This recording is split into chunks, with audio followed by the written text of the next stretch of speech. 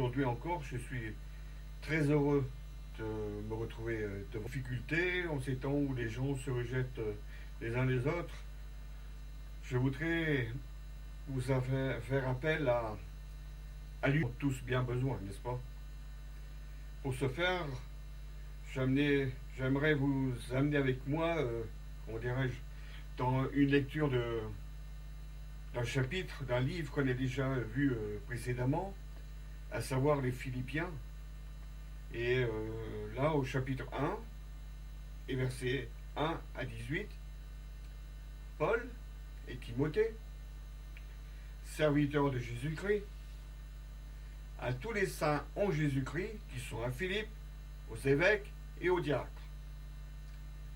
Que la grâce et la paix vous soient données de la part de Dieu, notre Père, et du Seigneur Jésus-Christ. Je rends grâce à mon Dieu que je garde de vous, ne cessant dans toutes mes prières pour vous tous de manifester ma joie au sujet de la part que vous prenez à l'Évangile, depuis le premier jour jusqu'à maintenant.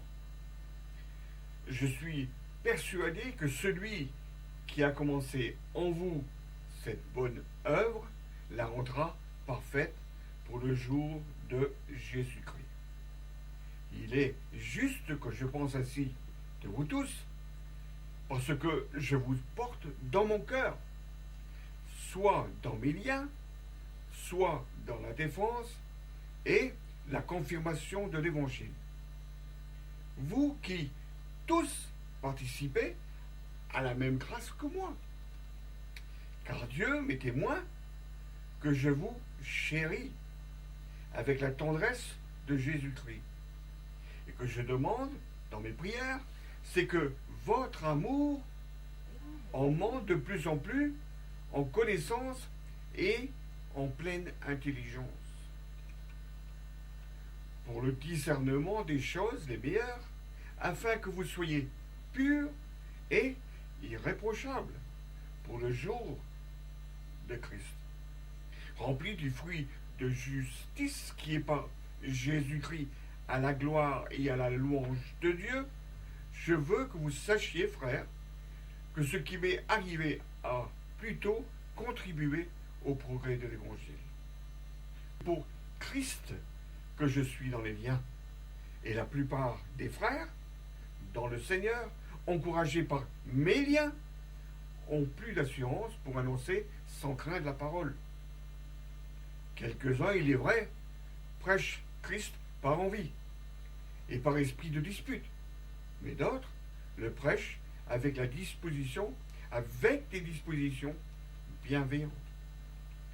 Ceux-ci agissent par amour, sachant que je suis établi pour la défense de l'Évangile. Tandis que ceux-là, animés de l'esprit de dispute, annoncent Christ par des motifs qui ne sont pas purs, et avec la pensée de me sucer dans mes liens. Qu'importe, de toute manière, que ce soit pour l'apparence, que ce soit sincèrement, Christ n'est pas moins annoncé, et je m'en réjouis, et je m'en réjouirai encore. C'est ça, un épître, ou une épître, un hymne à la joie, comment dirais-je, tellement on ressent l'amour de Paul pour l'unité sur la base même des bénédictions qui sont en Christ. Il invite les Philippiens et par le biais, chacun de nous, le mariage. Deuxièmement, à aider les autres. Troisièmement, à bannir les désaccords, les tensions, les querelles, afin de demeurer dans un même esprit, celui de la communion fraternelle. Paul prie et encourage l'Église à travailler ensemble. Et c'est ce à quoi nous sommes appelés encore aujourd'hui, et plus que jamais. Paul montre au verset 3 qu'il faut chercher à élever les autres et pas nous. Communion, amitié dans l'Église, il y a donc extension d'amour et de la tendresse envers les autres, et nous voyons ainsi les autres meilleurs que nous-mêmes. meilleur que soi. Chers amis, chers frères, chères sœurs, apprenons à considérer le bien des autres, car vivre d'une manière égoïste, pour Dieu, est un péché. Oui, mes chers amis, ne cherchons pas à nous élever, mais bien plus à servir les autres que Jésus avait. Et ne nous glorifions pas pour nous-mêmes. Ainsi, apprenons à nous anéantir en Christ, en restant sous le contrôle permanent du Saint-Esprit. Portons-nous dans notre cœur les frères et les sœurs? Avons-nous assez confiance en Dieu pour le laisser agir? Avons-nous cette assurance que Christ fait de celui qui veut s'engager un autre homme? Car nous sommes, nous aussi, au bénéfice de la grâce de Dieu manifestée en Jésus. C'est Jésus qui, avant d'être dans le monde, était avec Dieu dans toute sa gloire. Vous savez, malgré tous nos efforts, nous ne pouvons rien faire de bon. Mais, étant morts en Christ, nous pourrons avoir la domination sur les œuvres de la chair. Pour les frères et les sœurs, venait des entrailles. Il était semblable à celui de Jésus pour les perdus. Christ s'est dépouillé lui-même, devenant comme un homme, et il s'est livré en position de totale dépendance, étant inférieur au Père, comme il le dit lui-même, en Jean 6,38, pour faire non ma volonté, mais la volonté de celui qui m'a envoyé. En Jean 5,19, en vérité, je vous le dis, le Fils ne peut rien faire par lui-même, mais seulement ce qu'il voit faire au Père. Christ a été sans péché, apprenons-nous aussi à agir ainsi afin de demeurer dans l'unité. Nous ne sommes que des miséreux. Nous ne pouvons faire que ce que Dieu veut que nous fassions. Oui, chers amis, nous sommes totalement dépendants de Christ, comme lui l'était du Père. Pour Dieu, tout est possible, surtout ce qui est impossible à l'homme. Frères et sœurs, chers amis, il nous faut manger Christ. Bien sûr, si vous êtes malade, frère, me direz-vous? Eh oui, la manière de dire ça. Rassurez-vous, je vais bien. Seulement, j'entends par manger Christ, vivre de Christ, vers sa volonté, lui étant soumis en toutes choses. Il y a encore cette notion d'unité.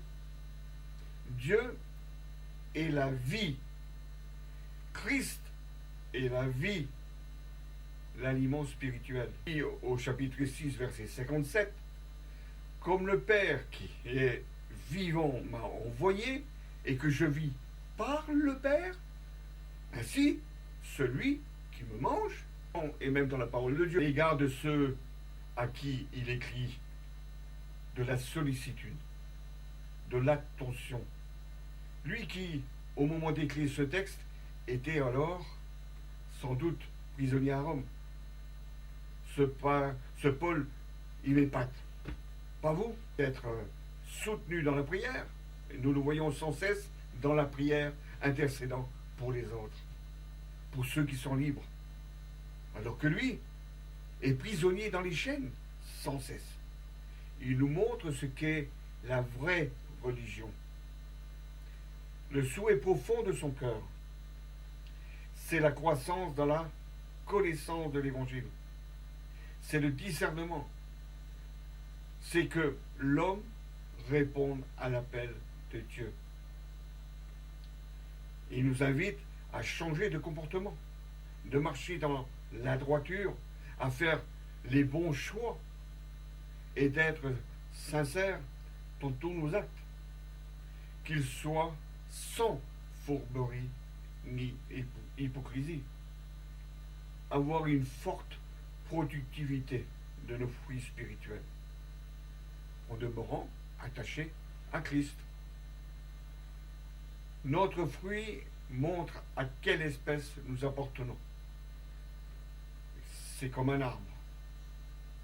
N'est-ce pas? Il est bien dit, n'est-ce pas son arbre que l'on reconnaît cet arbre? N'est-ce pas à ce fruit que l'on reconnaît cet arbre? Ou le type d'arbre? Chers amis, avez-vous déjà été persécutés à cause de l'Évangile pour votre foi? Eh bien, Paul, lui, l'a été. Comme le sont encore aujourd'hui bon nombre de nos frères en Christ de par le monde. Souffrez-vous dans votre corps, dans votre esprit, dans votre cœur, de l'opposition qui vous est faite de la part de vos proches, vos amis?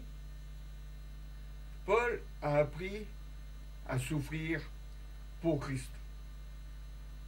Cependant, sa joie demeurait, parce que l'Évangile serait de souffrir pour le Christ, peut nous pousser à être intrépides, audacieux, afin que l'Évangile de Christ soit prêché. Soyons entreprenants pour les choses de Dieu. Et sachons rendre témoignage de ce que nous avons reçu du Seigneur. Ayons en nous cette hardiesse spirituelle qui caractérise la famille de Dieu. Bannissant toute crainte, soyons des imitateurs de Paul. Puissions-nous être à l'exemple de Paul. L'amour, l'unité, dans un même esprit, ne laisse pas de place à la méchanceté, ni à la tromperie, ni aux querelles. Rappelons-nous que nous avons reçu l'intendance de l'Évangile. Aussi demeurons fidèles. Lorsque le peuple de Dieu reste uni, il est en position de force. Et lorsqu'il intercède, Dieu ne tarde pas à répondre favorablement. Quand nous annonçons Christ, quelles sont nos motivations? Quelles sont nos intentions? Dans quel but professons-nous? Est-ce pour faire ou nous faire valoir? Ou est-ce uniquement pour faire connaître le Seigneur et le glorifier? Chers amis, quand on s'abandonne à Jésus, notre joie ne peut être que parfaite, comme celle du Christ, lorsqu'il s'abandonne entre les mains de son Père. Toujours notre cœur, notre âme, notre esprit se réjouissent dans le Seigneur. Et ceci, quelle que soit la situation que nous vivons. Notre vie de consécration au service de Dieu. C'est en Jésus qui est notre force. La vie de l'Esprit en nous nous qualifie pour vouloir, pour savoir, pour connaître. Christ est le modèle par excellence. N'est-il pas vrai? Relevons le défi que Dieu nous donne. En agissant, en combattant, en allant de l'avant pour sa gloire. Chers amis, Dieu veille sur sa parole au travers des âges pour l'accomplir. Alors, arrêtons de nous plaindre. Savez-vous que la crainte peut vous amener à murmurer? Oui, à murmurer, à faire preuve de lâcheté. Exode chapitre 14, de versets 10 et 11. Pharaon approchait. Les enfants d'Israël levèrent les yeux, et voici, les Égyptiens étaient en marche derrière eux. Et les enfants d'Israël eurent une grande frayeur, et crièrent à l'Éternel. Ils dirent à Moïse, n'y avait-il pas de sépulcre en Égypte, sans qu'il fût besoin de nous mener mourir au désert? Que nous as-tu fait en nous faisant sortir d'Égypte? Restons confiants dans le Seigneur, tranquilles, surtout quand tout semble aller mal. Gardons le silence, car Dieu combat pour nous. C'est lui qui délivre de l'adversité. Dieu travaille en nous. Il contrôle toute difficulté que l'on progresse vraiment avec le Seigneur. En toutes circonstances, si nous savons être à l'écoute, Dieu nous montre ce qu'il faut faire. Dieu transforme le malheur en bien. Et si ce n'est pas pour soi, ça le sera pour les autres. La crainte vient de ceux que l'on ne se confie pas assez en Dieu. Puissions-nous être des flambeaux qui brillent dans les ténèbres, comprendre quelle est la clé de la victoire et à nous en servir. L'intelligence de l'homme est aveuglée et rendue stérile par le prince des ténèbres, car il endurcit le cœur de l'homme, lui donnant des pensées ne glorifiant pas Dieu. Dans obscurs, si ils sont étrangers à la vie de Dieu, à cause de l'ignorance qui est en eux, à cause de l'endurcissement de leur cœur. Ces paroles, nous lisons dans Éphésiens, chapitre 4, verset 18. Les enfants de Dieu doivent être des messagers pour ce monde qui meurt. Sommes-nous les enfants de Dieu? Si oui, vous savez ce qu'il reste donc à faire. Soyons comme des étoiles dans le ciel. Ne restons pas cachés, mais montrons-nous. Nos vies doivent être vraies et sincères. Faisons de toutes ces choses notre joie quand paraîtra notre Seigneur, afin que notre joie soit parfaite en lui. Mettons la parole de vie, qui est la parole de Dieu, à la portée des gens, par notre attitude, par nos propos, par notre conduite. Puissions-nous susciter de l'envie autour de nous, pour la connaissance de la sainte parole de Dieu et la communion fraternelle, je dirais.